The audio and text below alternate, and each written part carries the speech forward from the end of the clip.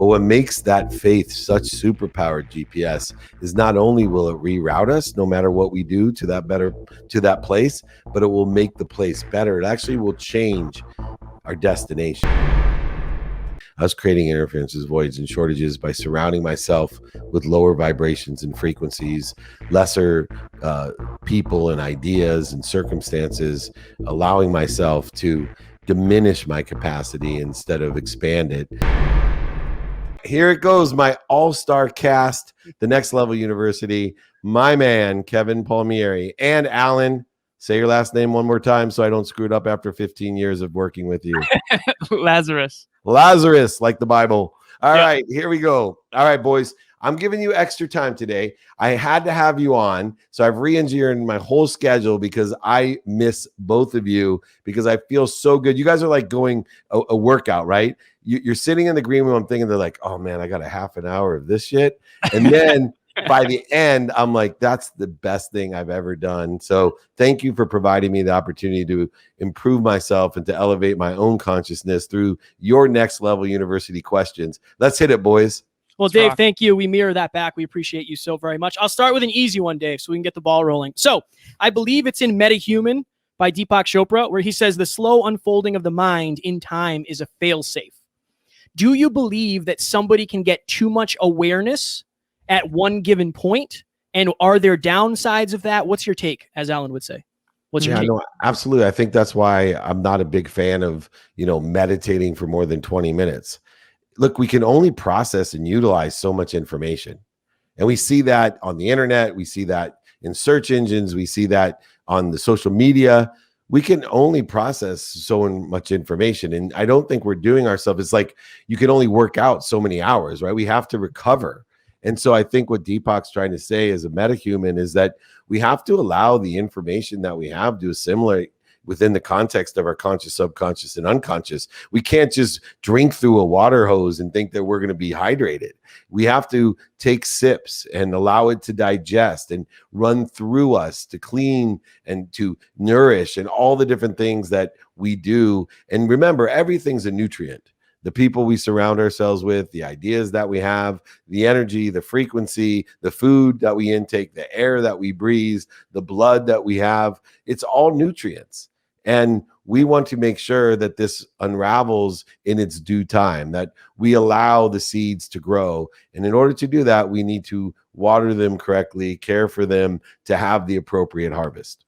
Dave, when you get a new awareness, what do you do to water it and care for it? Like, what are your, I don't want to say steps, but what do you do after you have a new awareness that you have been raised to? So I transcend it down to the pragmatic. One of the reasons I start my tomorrow today, meaning I have an unwinding routine at 9 p.m. that puts my body into the best position to recover effectively. So physically I can have the most energy tomorrow, but also that I clear any interference, no caffeine, no alcohol, no negative thoughts, people, ideas, content, so that when I am in the subconscious and unconscious state called sleep, theta, sleep, gamma, this unbelievable opportunity to take a download from a higher source of awareness, a higher source of energy, life, lessons, and love, that through meditation, I then can transcend that metadata, that meta self, into a pragmatic value system. So as I meditate and raise my awareness from the download, I then can create a plan. And I use the 5 daily, for me, my 5 daily practices to transcend or materialize knowing my what, my who, my how, my now, and my why of that metadata that I received, of that higher awareness that I've created, so that I can utilize it effectively to align, to be synergistic, supplementary to what I want, who can help me, how I'm going to get it, what I'm going to do now, and why, by staying out of my way and getting back to center when I go off into, some sort of trajectory that's creating interference, void, shortages, and obstacles, and not working towards or pursuing my higher self. Dave, so when you were on with Mike Diamond before this, you mentioned, I think, 11 or 12 hours straight doing this all day, you guys cranking since 3:30 in the morning. I wanted to ask you about adaptation. And so with Kevin's question, this is kind of like a segue into mine, which is, yes, it is possible to have too much all at once, and that would be the anxiety zone, not the learning zone. but can you try to explain like what it used to be like? Let me ask you this. 10 years ago, could you handle a day like today just as effectively? And if not, why not? Very simply, because I'd end up focusing in and creating interference instead of clearing the interference. So I have much better systems in place. I have saved so many different things today by being a student in my calendar, by having the processes and people around me that all are aligned within the context of gratitude, forgiveness, accountability, and inspiration. My own personal life in the same genre and the same effect.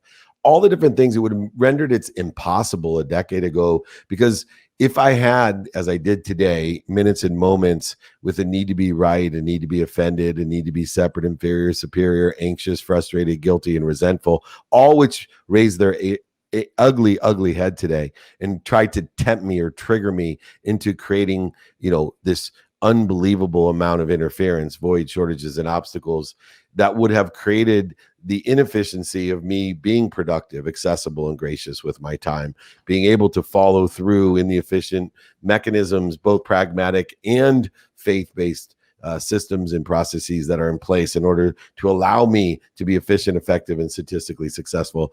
Not even close. Remember, all of these things are aggregates of each other. They compound in their interest. They accelerate and grow within what I do. So if you take the fact that maybe each year over the last 10 years, I've been able to double my efficiency, double my statistical success, do the math, take 2 times 2 times 2 times 2 times 2, 10 times, right? And you're looking at thousands of times the productivity comparatively where I was 10 years ago, because I utilized the 5 daily practices. I know the triggers of the ego, and I stop, drop, and roll, and I create that efficiency that I want in my life of productivity, of accessibility, and gratitude.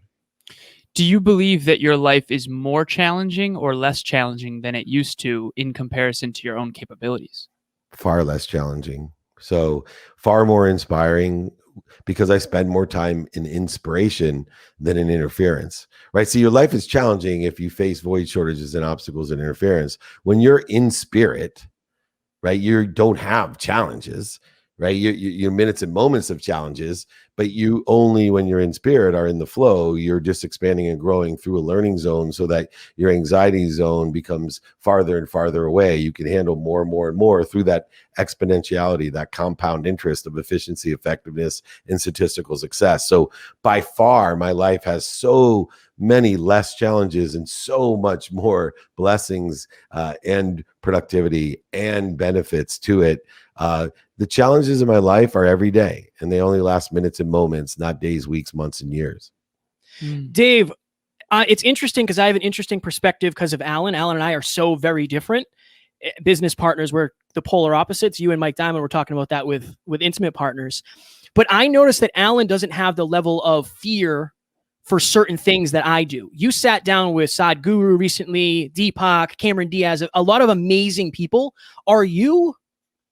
What is your thought process and your feelings and emotions before something with somebody you look up to as much as Sadhguru or Deepak Chopra? Oh, it's being more interested than interesting, right? Excitement would be the only emotion that I have in order to effectuate, because if I'm with anyone, I'm going to be prepared. Why I think you two are, probably the most productive of all my clients is look at you both, right? You're sitting there, you took the time to be prepared. We're going and firing through what most clients and executive coaches would take a month or 2 months or even a year to get through these answers. And not only are you coming prepared, but you're listening for certain things. You'll go back and review and reposit the information that you have. You'll rewatch this as well. And all while we're doing business development, we're branding, we're capturing, modifying, amplifying, perpetuate so that we can help other people. I think it's so important that I don't get nervous from any person because I know I'm part of them. The only time I'm ever nervous is when I'm not prepared.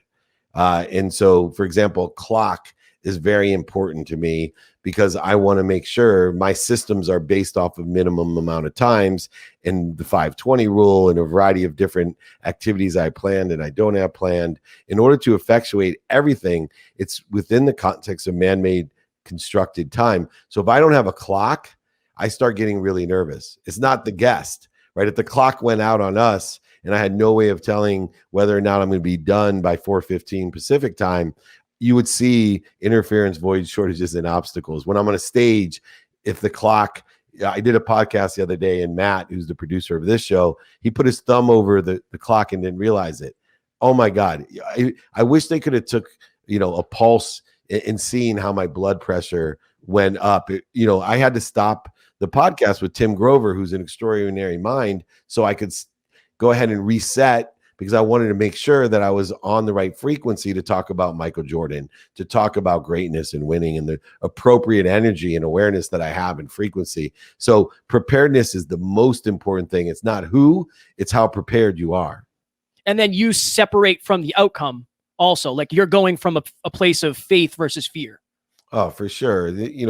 The fear is an interference, right? I have shifted my paradigm and perspective over the last 17 years to realize that I'm not afraid, or I'm not thinking about, what those outcomes are, whether it's health, wealth, happiness, worthiness, whatever it may be. I'm only focused in on how can I clear any interference between me and that, because it's already there, right? Sadhguru is already there. I just need to work on clearing an interference between me and the Sadhguru, so I can go ahead and vibe or flow or, transgress into the interested part of what I'm doing, so that I can go ahead and channel what I'm feeling, and he can come up. And hopefully you guys have listened to the Sadhguru podcast, because I think it's probably, up there with this session here. It's one of the greatest interviews I have ever done, because you learn so much, and it's such a unique frequency and wisdom that is shared on that podcast. It's the answers are not anticipated. The answers are at a different level. You can go back and listen to them 5 times, and they'll mean more and more to you each time you listen to them. Dave, what do you believe makes the difference? Obviously, it's many, many things, but like in particular with the Sadhguru episode, why, I guess, what is it about Sadhguru, or what character traits or what deliberate intentions has he set that's made him so unique in his ability to communicate truth at a frequency that you've never heard before? It's his awareness. It's the simpler things are, the greater the awareness, right? We can't articulate or quantify or, describe things in such a simple manner, down to, Kierkegaard and existentialism explaining I am, right? 2 of the most powerful words ever created, 3 letters. When I was 17 years old, I thought I understood I am. To this day, I spend more hours studying I am and the understanding of I am. So when we were talking about lessons, for example, something that I study, I believe, since Sanskrit, life is about lessons. The lessons keep on coming till we learn it. Gratitude is based off of finding the lessons, the light, the love. You learn lessons through accountability. All these things that I've studied and have really been lesson-centric in my journey. And yet he takes a simple twist, and I'm not going to, ruin the surprise for those who haven't heard it, right? The simple twist of explaining to me the timing of lessons, and a general truth that I believed about lessons is completely turned upon its head. And I never thought about what he said in the way that he said it about the timing of lessons. And if you want to learn about the timing of lessons at a different level in a very simple way, listen to the podcast, the playbook that I do on Sadhguru, because it blew my mind when he used the jumping out of a plane analogy with the timing of lessons. Can I ask what the implications of that breakthrough for you has been thus far since that interview? Like, where have you applied that in the pragmatic sense that you talked to Kevin about earlier? Well, number one, in a higher sense, it reminded me I don't know what I don't know, right? I can't talk about truths because they could change within an instant of a second for a variety of reasons, because someone else understands the truth differently than me, or the circumstances surrounding the truth change, or my own understanding and awareness has risen to a point where I now don't know what I don't know again.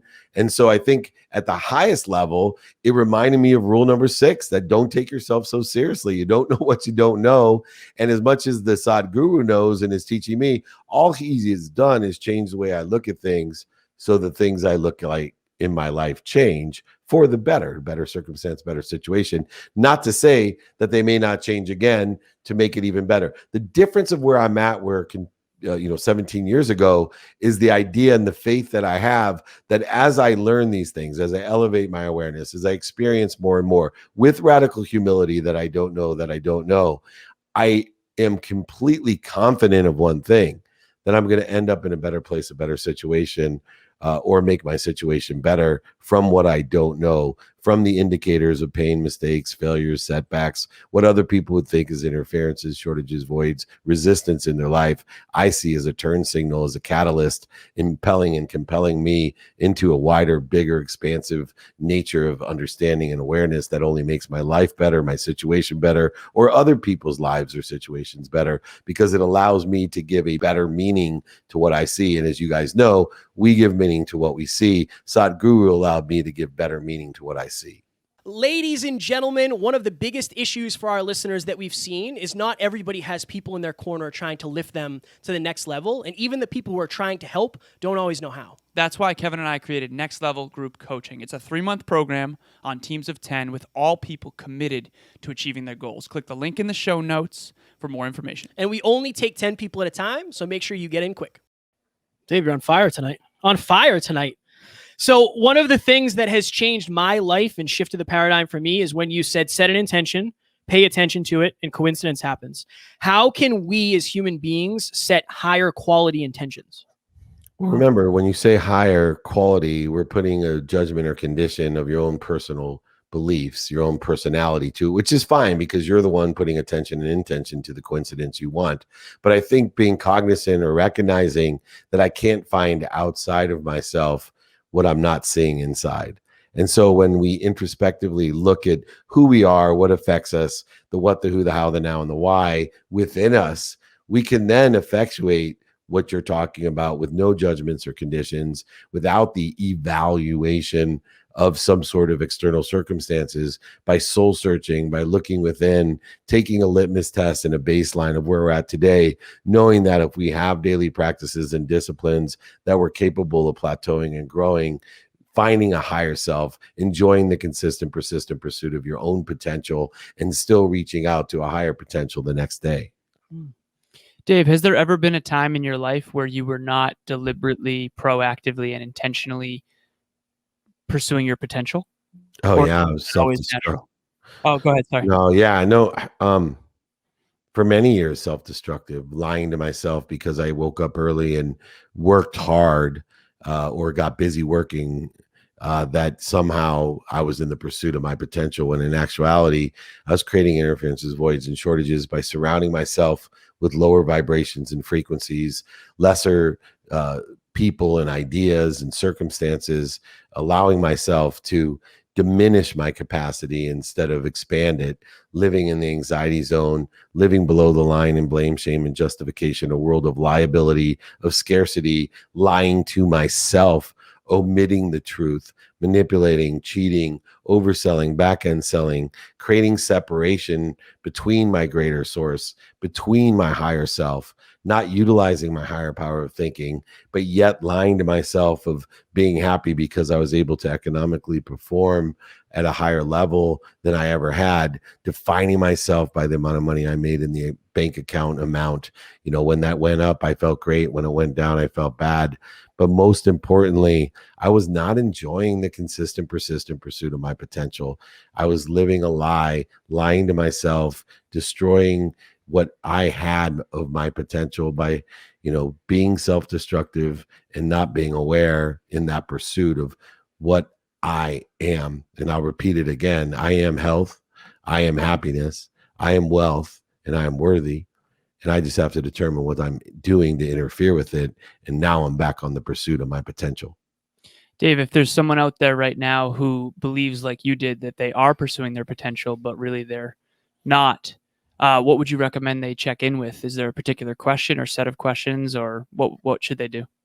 I think they need to follow daily practices. I think, your actions speak louder than your words, especially the words that we tell ourselves.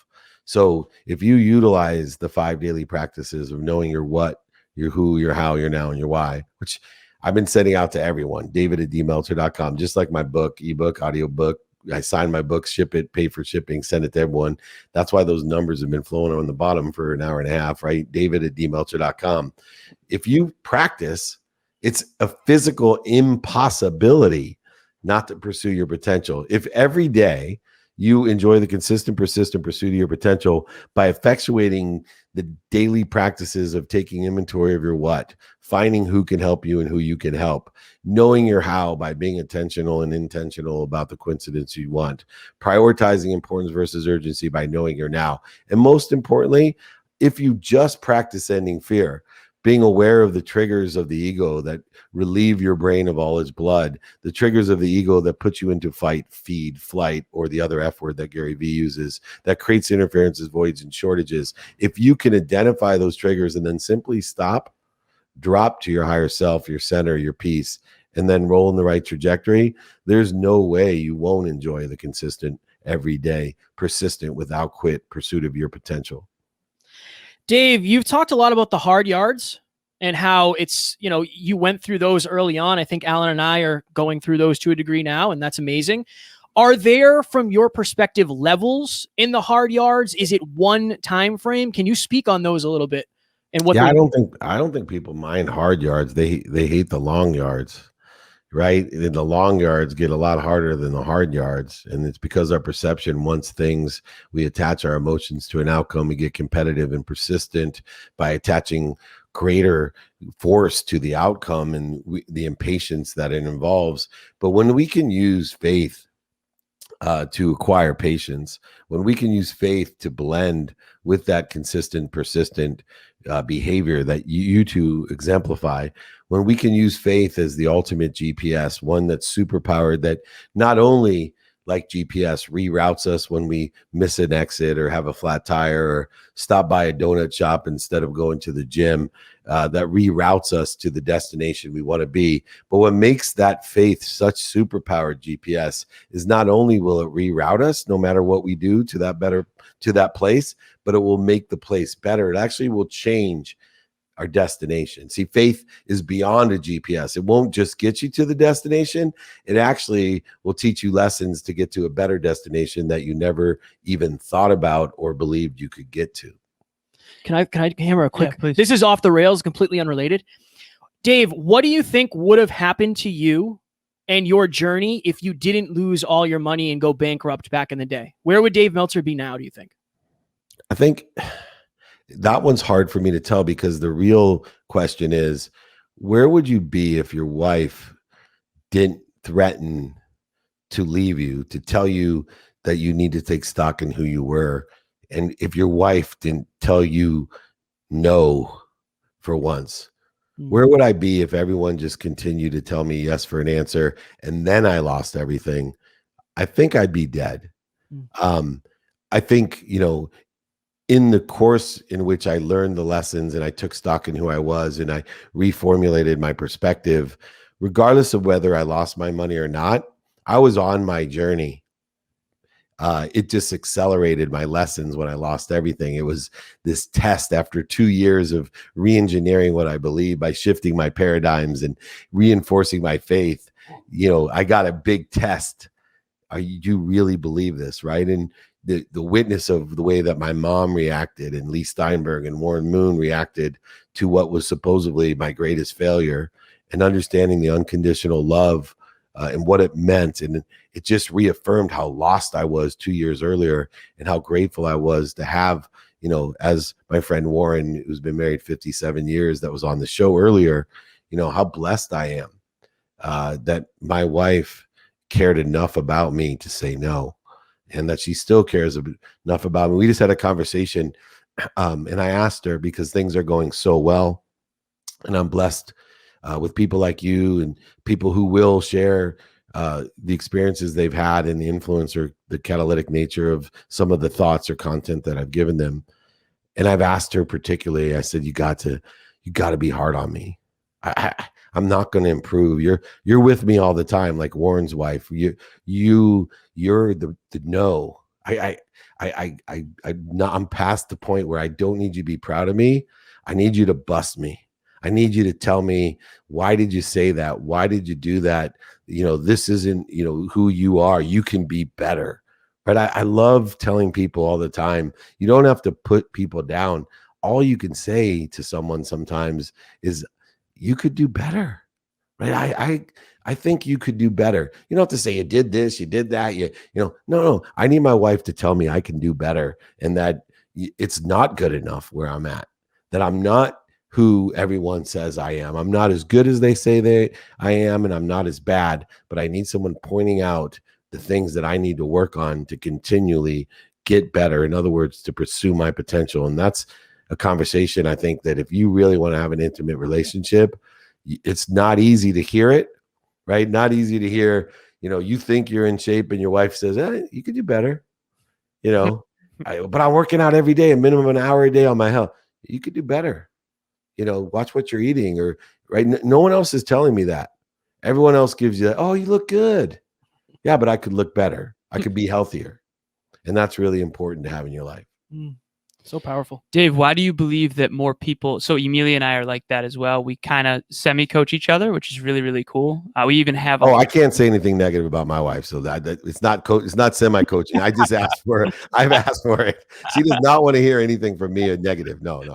Or constructive. I just tell her she's beautiful and brilliant. It's all.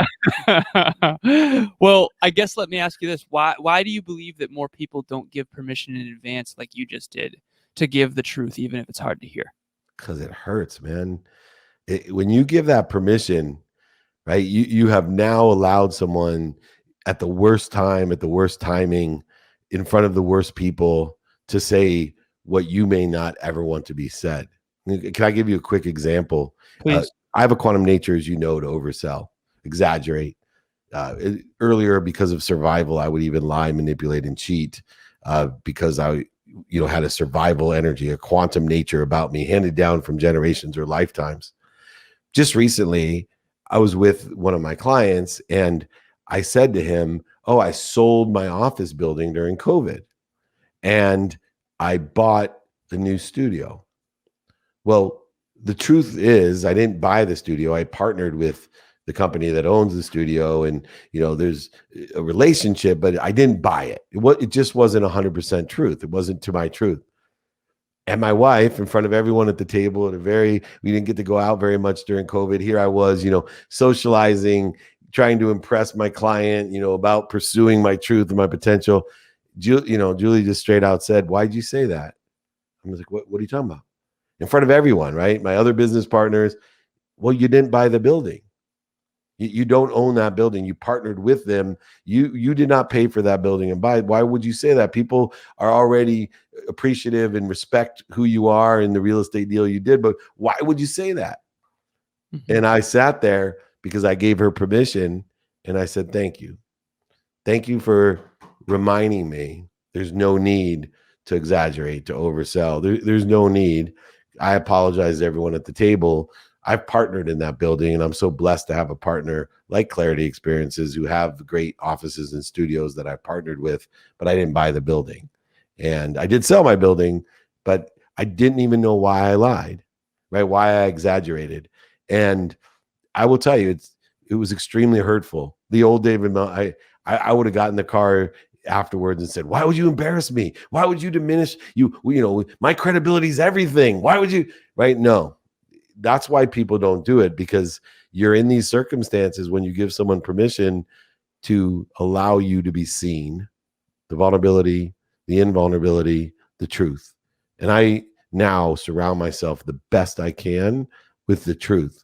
The hardest part for me now, gentlemen, is that I wasn't like that. And I have to live with all the things I did in the past, 10 years ago, 20 years ago, 30 years ago, high school friends, college friends, business associates that know the overselling, back-end selling, exaggerating friend of theirs that they probably still love and forgive.